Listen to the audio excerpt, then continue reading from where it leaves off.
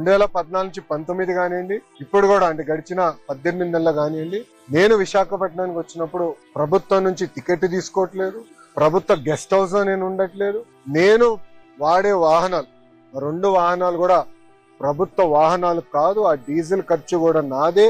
నేను తాగే water bottle గానీ, చివరికి కాఫీ కూడా ఎయిర్పోర్ట్ లో లాంజ్ లో ఒక 5 నిమిషాలు నాయకులు మాట్లాడాలంటే లాంజ్ లో కాఫీ పౌడర్, వాటర్, చివరికి మగ్గు కూడా నాదే.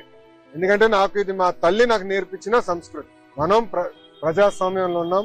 ప్రజలకు పవిత్రమైన బాధ్యత మనకు పెట్టారు. వాళ్ళ ఏ నమ్మకంతో అయితే మనకు గెలిపించారో ఆ నమ్మకం నిలబెట్టుకోవాల్సిన బాధ్యత మనందరి పైన ఉంటుంది. ఏమున్నా ఖర్చులు కుటుంబం పరంగా మేము బనాయిస్తాం. నేను గతంలోనే చెప్పాను, ఇంట్లో అమ్మ బ్రహ్మి సంపాదిస్తే బాబు గారు నేను ఖర్చు పెడుతున్నా అని. మా క్రెడిట్ కార్డ్ బిల్లు కూడా వాళ్ళే కడతాం జరుగుతుంది. సో ఒక పారదర్శకంగా నిలబడాలన్న ఆలోచనతో మేము చేస్తున్నాం. ఇక్కడ మీడియా మిత్రులు కూడా తెలుసు, నేను ఎప్పుడు విశాఖపట్నం వచ్చినా, గవర్నమెంట్ ప్రోగ్రామ్ వచ్చినా కూడా నేను తెలుగుదేశం పార్టీ కార్యాలయంలో ఆనాడు పాదయాత్రకు వాడిన బస్సులోనే మేము పడుకుంటా పొద్దున్న లేసి కార్యకర్తలు కలిసిన తర్వాతనే ఏ కార్యక్రమానికి అయితే నేను బయలుదేరతాం కూడా మీరందరూ చూస్తాం జరుగుతుంది. సో క్రమశిక్షణ, ఒక పట్టుదలతో ప్రజలకు సేవ చేయడానికి నేను రాజకీయాల్లోకి వచ్చాను. అందుకే తప్పుడు వార్తలు రాసినప్పుడు నాకు చాలా బాధ కలిగింది.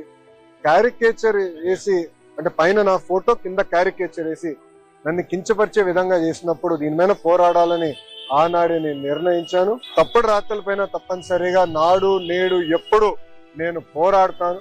2 కాదు, 3 కాదు, 5 కాదు, ఇంకో సంవత్సరం ఎక్కువ పెట్టినా న్యాయం నా వైపు ఉందని నేను బలంగా నమ్ముతున్నాను. నేను గెలుస్తానని కూడా నేను నమ్ముతున్నాను.